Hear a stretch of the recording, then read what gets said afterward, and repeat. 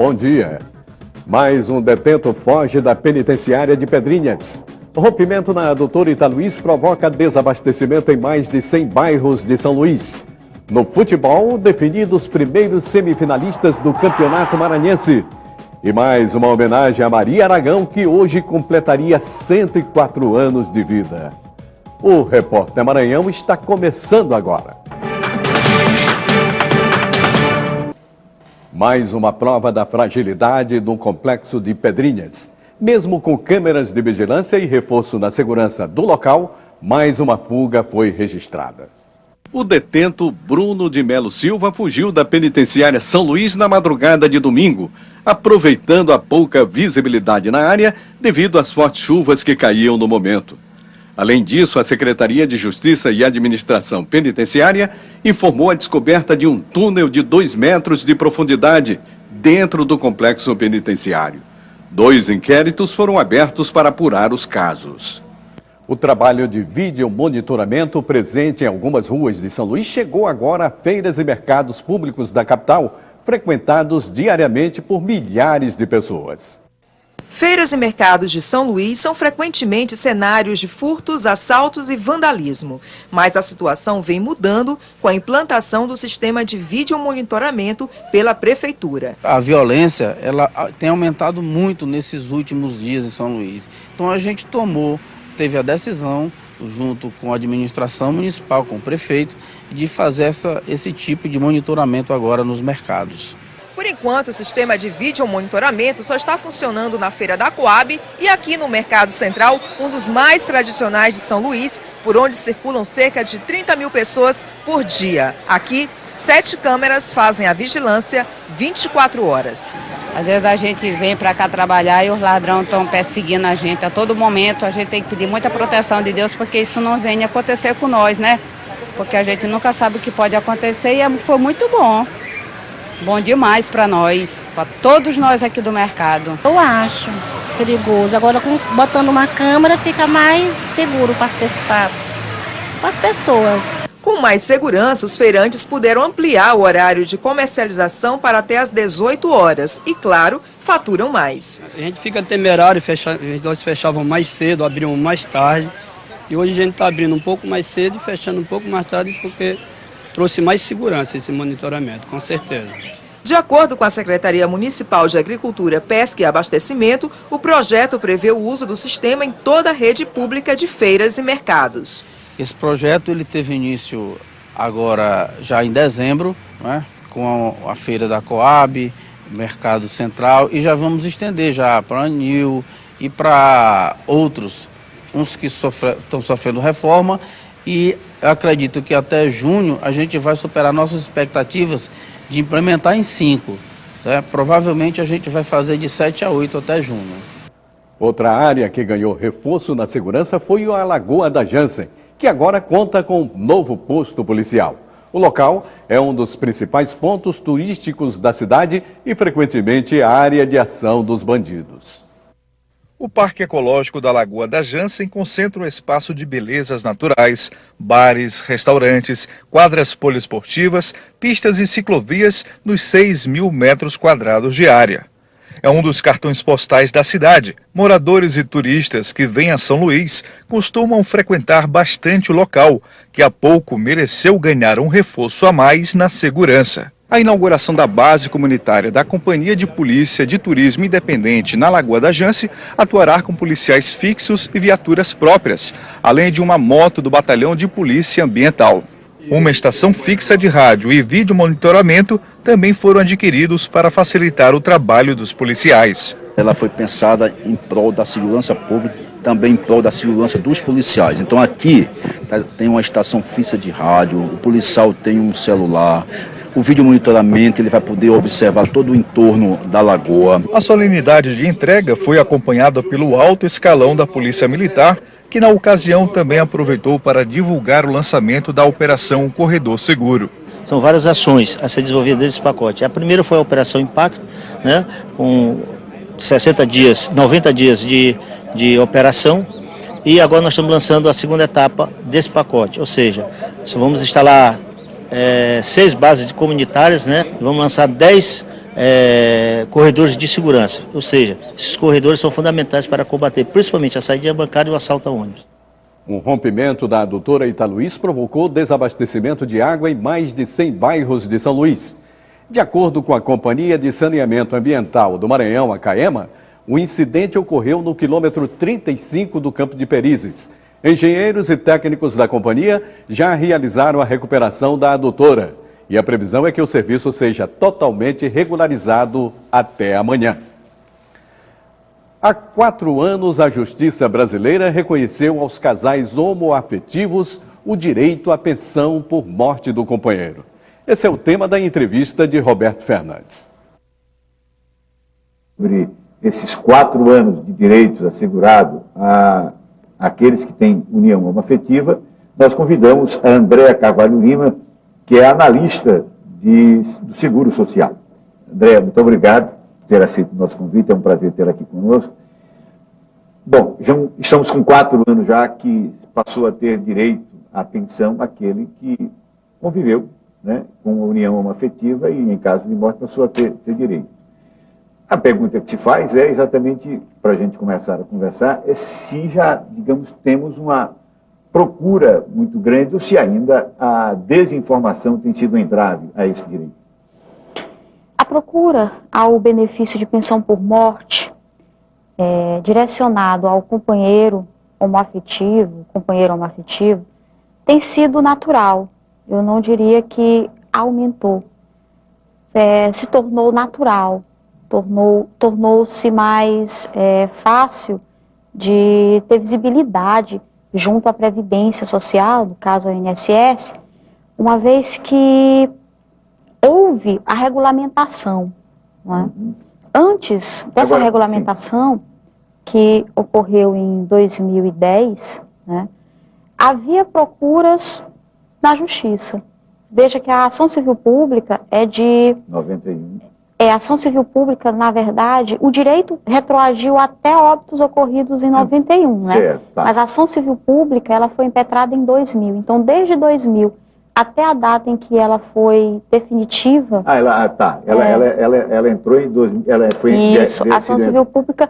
de 2000, só que passou a ter direito 5 anos antes da ação. Perfeito. Ou seja, Roberto, a ação civil pública em si já caracteriza uma procura maciça, sim, tá né, certo, por partes pela individualizadas. Própria característica da ação. Exatamente. Então, antes de 2000, quando essa ação foi impetrada, já havia uma procura significativa na Justiça pela obtenção desses benefícios. Então, a partir daí foi uma, digamos, aí por isso que você considera que a partir daí é uma questão natural. Mas, por exemplo, quem é que passa a ter direito, então? Quem passa a ter direito? Companheiros ou companheiras de relações afetivas, né, estáveis do mesmo sexo. Antes disso, apenas o companheiro ou companheira de uma relação heteroafetiva poderia requerer a pensão por morte no caso do falecimento desse seu companheiro. Mas para caracterizar essa união, ela é semelhante à união estável, ou seja, a união estável ela não carece de um determinado tempo, basta que ela se configure como tal. No caso da união afetiva também? Mesma forma, tá? Os mesmos parâmetros para reconhecimento de união estável de um casal heteroafetivo foi transplantado para a união estável homoafetiva. Então você precisa caracterizar que de fato ali existe uma união. Perfeito. Independentemente do tempo. Independentemente do tempo. Para isso você precisa, como é que se caracteriza? Testemunhas? Existem documentos? A prova testemunhal é a última opção, né? Se o casal não tiver uma relação pública reconhecida formalmente, que seria por meio de um contrato, por meio de uma escritura de convivência estável, ele poderá estar apresentando documentos que indiquem que essa união existe e que ela permaneceu até o momento do óbito de um deles. Que documentação é essa? Né? Comprovação de mesmo endereço, comprovação de vínculos e divisões de despesas econômicas, né? Como, por exemplo, conta conjunta em banco, declaração de imposto de renda informando a pessoa como dependente, que já regulamentarmente já é admitida, e toda uma gama de documentos que indiquem a união estável. André, obrigado, foi um prazer tê-la aqui comigo. Obrigada. Voltamos. Obrigado, e daqui a pouco o Roberto volta para falar sobre futebol. E veja no próximo bloco, meninas do Maranhão Basquete vencem e assumem liderança da liga. E mais, Moto bate o Cordino no Campeonato Maranhense. É logo após o intervalo.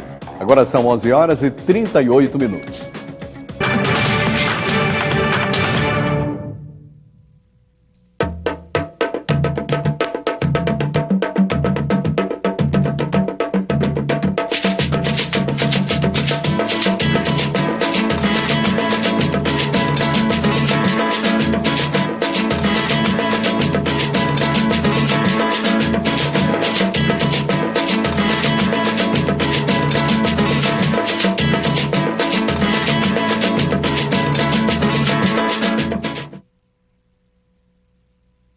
Você vai voar de teco-teco e descobrir muitos sons. O Teco-Teco. Quer curtir comigo esse som? De segunda a sexta, na hora da criança, e domingo, 11h20 da manhã. Vidoria EBC, um serviço com a tarefa de buscar respostas às suas sugestões. Botaria mais conteúdo musical, alertaria os jovens sobre esse negócio de drogas. Críticas. Falta muita ética na TV. Elogios. Isso é ótimo, isso é um canal direto do público com a emissora. E garantir a participação do público, prestando contas ao cidadão. Cada um expressaria o que quer ver, o que quer ouvir. Você é nosso parceiro na construção da comunicação pública. Participe! ouvidoria@ebc.com.br. Isso pode moldar até a formação dessa própria televisão. Aqui você tem voz. Agora vamos falar de esporte. O Maranhão Basquete venceu mais uma partida da Liga Feminina. Dessa vez, o adversário foi o Rio Claro de São Paulo.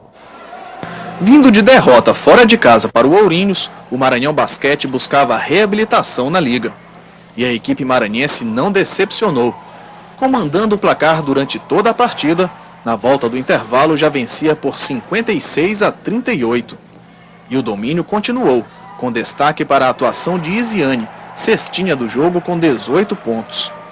A vitória por 72-57 levou o Maranhão à liderança de momento na competição, com uma partida a mais que os concorrentes mais próximos. O importante nesse momento é você somar pontos, o importante nesse momento é você ir crescendo na competição e preparar para os próximos jogos, que são os jogos decisivos do campeonato. Já no Campeonato Maranhense de Futebol, o Motoclube venceu o Cordino e se garantiu nas semifinais da competição.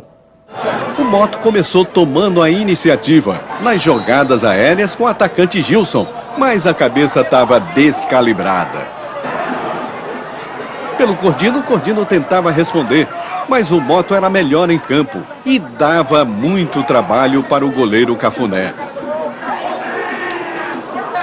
Neste lance, Henrique entrega para Gilson na base do faz e me abraça, mas o centroavante não retribui a gentileza. Quase no repeteco, agora é Felipe quem faz a desfeita. Já no segundo tempo, Henrique resolve decidir ele mesmo a parada.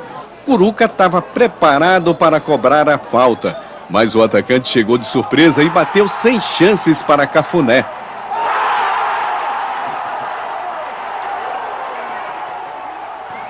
O Cordino ainda colocou uma bola na trave, mas o rubro-negro segurou a vantagem e venceu pelo placar mínimo. Final no estádio Nilzinho Santos, Motoclube 1, Cordino 0. Bom dia, Roberto. Enfim, o Moto conseguiu se recuperar diante da derrota por Araioses, né? Se recuperou e se recuperou bem, um momento importante. Tinha no Cordino um calo danado, já por 2 oportunidades o Cordino tinha eliminado o Moto em jogos decisivos e ontem o Moto não jogou como antes, mas talvez até o próprio clima de decisão, mas o importante foi ter conseguido a vitória. Com 1-0, o Moto perdeu algumas chances, como a gente viu aí, né? Poderia ter se complicado em 2 contra-ataques que o que o Cordino puxou bem, tendo ali a possibilidade até de fazer o gol, mas o mais importante é que o Mota agora termina em primeiro no seu grupo e espera hoje, no confronto que vamos ter hoje, quem é que ele vai enfrentar para, né, nas semifinais desse primeiro turno. Surpreendente mesmo foi a vitória do São José, que sequer tinha conseguido empate nos 3 jogos anteriores e conseguiu uma vitória dentro da casa do Imperatriz, lá dentro do Frei Epifânio, 1-0 no finalzinho do jogo. O Imperatriz bastava empatar, estaria classificado e deixou escapar a classificação. Quem se classificou? O Araiose, que parecia que não tinha mais nada a ver com a história nesse primeiro turno, acabou ganhando a classificação. Até porque o Mota venceu o Cordino e o São José, né, de forma surpreendente, venceu o Imperatriz. Agora, Roberto, hoje tem 2 jogos. Né? Hoje é que nós vamos definir, então, o outro grupo. Nós teremos 2 jogos. O Santa Quitéria já está classificado, tem 9 pontos, só tem uma vaga. Vamos ter 2 jogos no mesmo horário, no Nilson Santos. Teremos Maranhão e Balsas. O Maranhão tem que fazer a sua parte, tem que vencer e torcer para que o Santa Quitéria vença o Sampaio Corrêa. Aí vamos ter que ter também aí a questão do saldo de gols, né, para fazer aí o critério de desempate, que aí o Maranhão chegaria ao mesmo número de jogos, de pontos que o Sampaio Corrêa, se houvesse uma situação como essa. O Sampaio, então, joga no Castelão contra o Santa Quitéria. Esse é o jogo do dia, é o grande jogo. Você tem o Santa Quitéria, que faz uma grande campanha com o Meinha, e o Sampaio Corrêa, que vem já se preparando e escolhe o Castelão, já pensando, portanto, na Série B do Campeonato Brasileiro, onde ele tem um melhor rendimento jogando no Castelão. Aí, e o jogo já tem um laudo, vai ser, está liberado para o torcedor, ele vai poder pagar o seu ingresso e poder assistir o jogo do Estádio Castelão. Hoje é o dia do atleta, né, Roberto? Bom, é o dia de atleta, eu, você, né? Os craques aqui da bola, da pelada, do dia a dia, enfim, mas o atleta mesmo. O Brasil precisa, tem aí uma Copa do Mundo, tem uma Olimpíada, é preciso que o Brasil, então, né, dê aos nossos atletas condições para que a gente possa um dia ser uma potência olímpica. Todos os atletas, nossos parabéns, e a matéria que o Nicolau Leitão fez para homenagear, então, a todos os atletas. Anderson Martins, Frederico Castro, Kleber Pereira, exemplos de pessoas que sonharam e conseguiram fazer daquilo que mais amam os seus meios de vida. Anderson é lutador profissional de MMA. Em grande fase, irá fazer no dia 28 de março sua segunda luta em um dos principais eventos do país, o Watch Out Combat Show, o WOX. Mas apesar das credenciais, ainda desperta a curiosidade de muitas pessoas com a sua profissão. Algumas pessoas ainda estão começando a conhecer o mundo da luta, né, o mundo do MMA. Algumas pessoas até estranham, acham que aqui não tem um lutador profissional de MMA que já lutou um evento grande e tal. E algumas pessoas também já me conhecem, me dão um apoio, me dão um incentivo para continuar aí na profissão. Frederico entrou para a história da natação ao vencer uma etapa de Copa do Mundo à frente do mito Michael Phelps. Em busca da excelência, morou nos Estados Unidos e nos principais centros brasileiros, onde representou clubes como Pinheiros, Flamengo e Fluminense. Mesmo de contrato assinado com o Botafogo, resolveu encarar o desafio de ser um nadador profissional, morando em sua cidade natal, São Luís. É diferente, é uma coisa meio que utópica na realidade de muita gente, até porque está sendo a primeira vez que um atleta está querendo desenvolver eu, no meu caso, desenvolver minha natação treinando aqui no estado. A gente tem vários atletas aí que fizeram história para o Maranhão, mas foram treinar fora, foram buscar outras estruturas de treinamento. E aqui só que eu preciso de uma piscina, vontade, dedicação e lutar contra o tempo diariamente para estar entre os melhores do país no que eu faço. A carreira de atleta profissional é tão carregada de emoções e momentos de prazer que a hora de abandonar os palcos costuma ser uma decisão bastante delicada.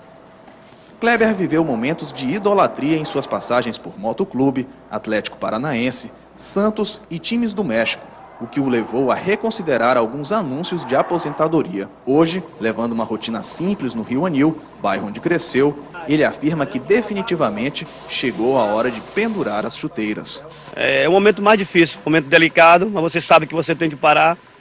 Você não vive só só do futebol. Você tem um momento que o corpo não aguenta, a mente já não funciona, você quer fazer alguma coisa, mas infelizmente as pernas não obedecem, o corpo. Então você tem que ficar sabendo daquilo que você vai querer para sua vida.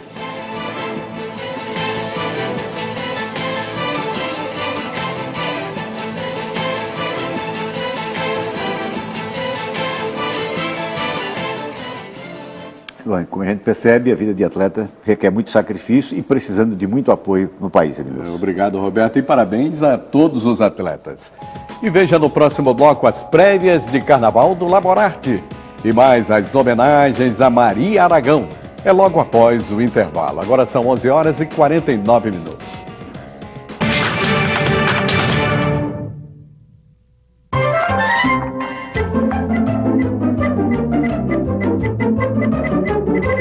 Turminha do MPF. Assunto de gente grande pra gente pequena.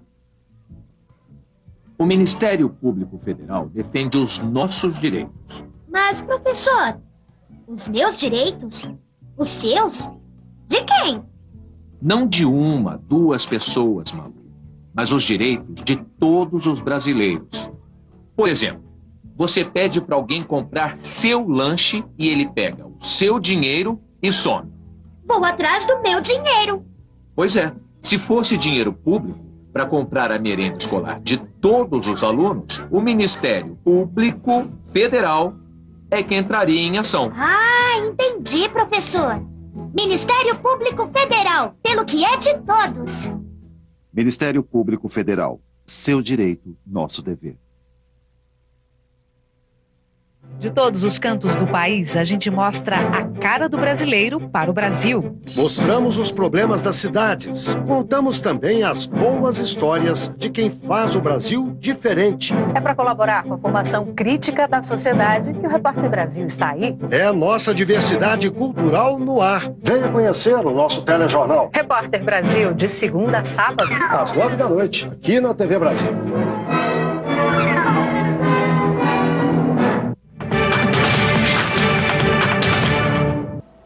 O fim de semana foi de muita solidariedade para quem participou do Rolezinho Gospel, organizado por um grupo de evangélicos no intuito de promover a doação de sangue. A mobilização para o bem, batizada de Rolezinho Gospel, foi organizada por membros de uma igreja evangélica, mas a motivação não poupou a participação da sociedade em geral, independente de denominação. A ONG Resgate Anjos da Vida, formada por bombeiros civis, também abraçou a causa. É um projeto também que a ONG já tem, de a gente estar sempre fazendo essa campanha de doação de sangue e recebemos de coração esse convite da igreja. A ideia da campanha foi criada na internet, difundida e incentivada nas redes sociais em menos de 20 dias. Com esta ação, o Hemomar reforçou a equipe de profissionais para receber centenas de doadores conscientes. Nós aumentamos o número de pessoas na equipe, né? Os colegas também colaboraram, como sempre fazem, e a gente está aqui preparado para a quantidade que vier. Cada pessoa passou antes por uma triagem e doou cerca de 450 ml de sangue. Todo o procedimento de coleta durou no máximo 15 minutos. Doar sangue é um ato simples e sensível que pode ajudar a salvar a vida de milhares de pacientes. Pessoas convocadas pelo Rolezinho Gospel decidiram fazer a diferença aqui no Hemomar. Nessa época de fim de ano até o período carnavalesco, que é um dos dias que mais os bancos de sangue precisam de doações. E não custa nada, né? Um ato que beneficia a todos. Essa jovem, sensibilizada pela atitude, foi até o local pela primeira vez e também resolveu participar. Nós, como jovens, nós podemos mostrar que nós também levamos a vida a sério, inclusive a vida dos outros a sério também, né? Nós queremos mostrar a diferença. O pessoal está aí fazendo baderna e a gente está querendo fazer o bem. As prévias de carnaval estão movimentando São Luís e, na tradição das festas de Momo, não tem espaço para preconceito e ninguém fica de fora. Veiga Júnior, com os festivos mais de 100 quilos dele, já garantiu por 7 vezes o título de Rei Momo de São Luís. É uma tradição antiga, né? Vem de Baco, rei do vinho, rei da galhofada, da alegria, da fartura, né?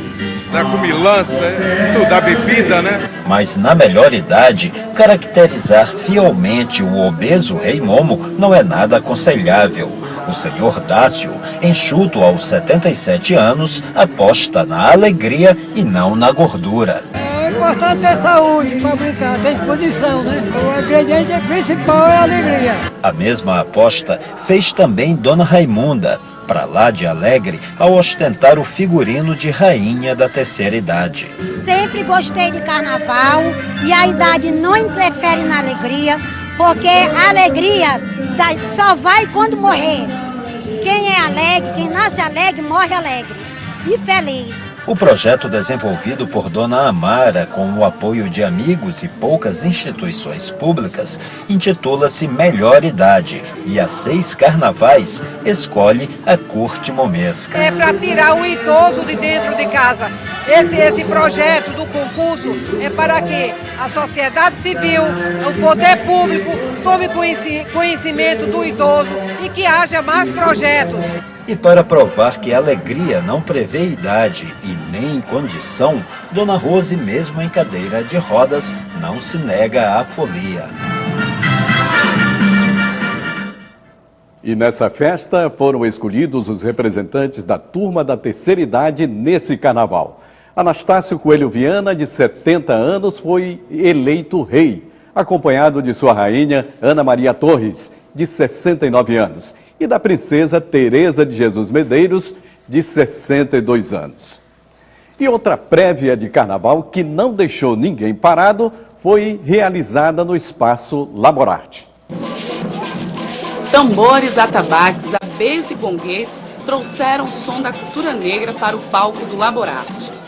O ritmo é característico para quem curte há anos o Carnaval de São Luís, mas a energia fez dançar até quem tem pouca idade. Ao som do bloco afro Abieyé Mailô, Emanuel Levi brincou, se sentiu à vontade e a mãe fez questão que o filho caísse na festa. Então, toda vez que tem ensaio, eu sempre levo ele, porque ele tem que acostumar também. Ele gosta muito também de dançar as músicas do bloco. A música afro deu espaço à folia do bloco Só Safados.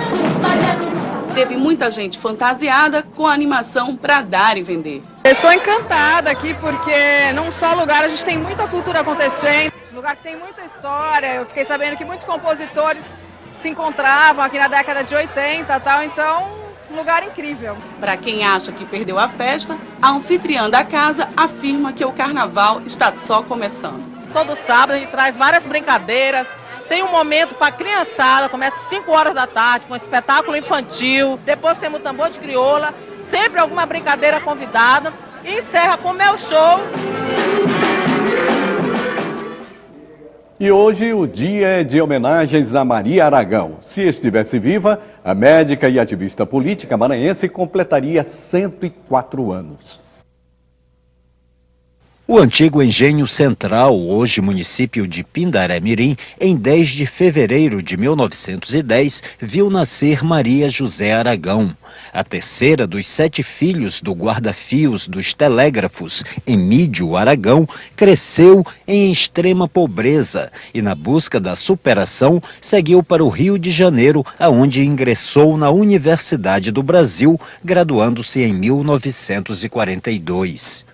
Maria Aragão formou-se em medicina. Como ginecologista, costumava não cobrar as consultas. Segundo ela, muito mais por solidariedade do que por piedade. Era a forma que ela tinha de lutar por um mundo mais justo e igualitário. Ao lado da prática da medicina, o ideário político manteve-se intacto. Em 1945, filiou-se ao Partido Comunista Brasileiro e em 1962 foi à Rússia. De volta ao Maranhão, sofre perseguições e torturas durante a ditadura militar. A psicanalista Thaís foi vizinha de consultório da médica e relembra que, apesar de tudo, Maria era um exemplo de vida. Retiraram os mamilos de Maria, né? Fizeram a tortura, né? Na ditadura. Ela sofreu muito, mas ela não carregava essas marcas, nada do que ela fazia. Falecida em 23 de junho de 1991, a trajetória desta, que não foi apenas mais uma Maria, está protegida às outras gerações no Memorial Maria Aragão, projeto do amigo Oscar Niemeyer, e que nesta segunda-feira, em homenagem aos 104 anos de nascimento dela, recebe o monólogo A Besta Fera, compilação de depoimentos, entrevistas e do diário escrito quando esteve presa. O monólogo participará do Festival Latino-Americano de Monólogos em Cuba. A participação para a atriz Maria Etel é um reflexo da importância de Maria em um período em que as mulheres não tinham voz nem vez. Todas as vezes que eu enceno a peça, eu faço com muita emoção. É como se Maria estivesse aqui presente, né? E essa é a minha homenagem que eu consigo prestar a essa grande mulher que me deu uma grande lição de vida. Sonho que acompanha a humanidade desde os seus primórdios e que continuará conosco até o instante final da nossa civilização. Viva o socialismo! O monólogo A Besta Fera será encenado hoje no Memorial Maria Aragão a partir das 7 horas da noite. A entrada é gratuita. E o Repórter Maranhão fica por aqui. Uma boa tarde e até amanhã.